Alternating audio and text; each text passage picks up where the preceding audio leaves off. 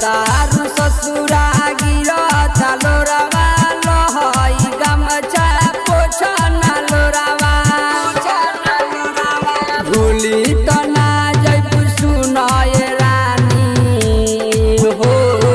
भूली तो ना जइबू सुना हो रानी धइले बारू पियावा के हो हथवा जतारू ससुरा गिरता लोरावा लहई गमछा पोछना लोरावा जतारू ससुरा गिरता लोरावा लहई गमछा पोछना लोरावा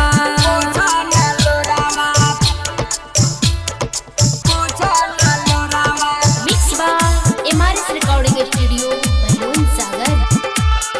जतारू ससुरा गिरता लोरावा लहई गमछा पोछना लोरावा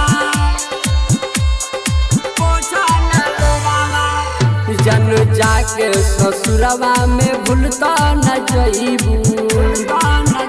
जन जाके ससुरवा में भूलता न जइबू हमरा के छोड़ के तू पियावा के होइबू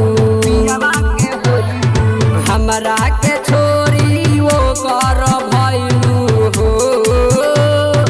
हमरा के छोरी के वो कर भइलू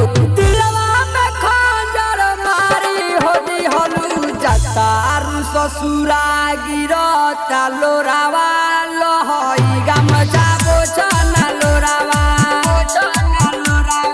जतारू ससुरा गिरता लोरावा लहई गमछा पोछना लोरावा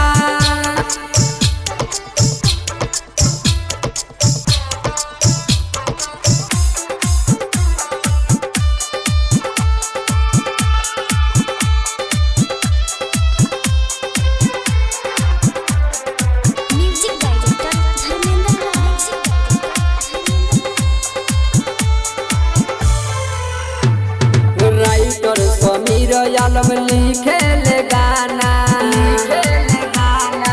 आलम हसनाया न भइले दीवाना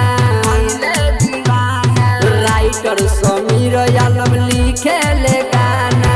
आलम हसनाया न भइले दीवाना तरुण हल्का दर्द होला हल्का हो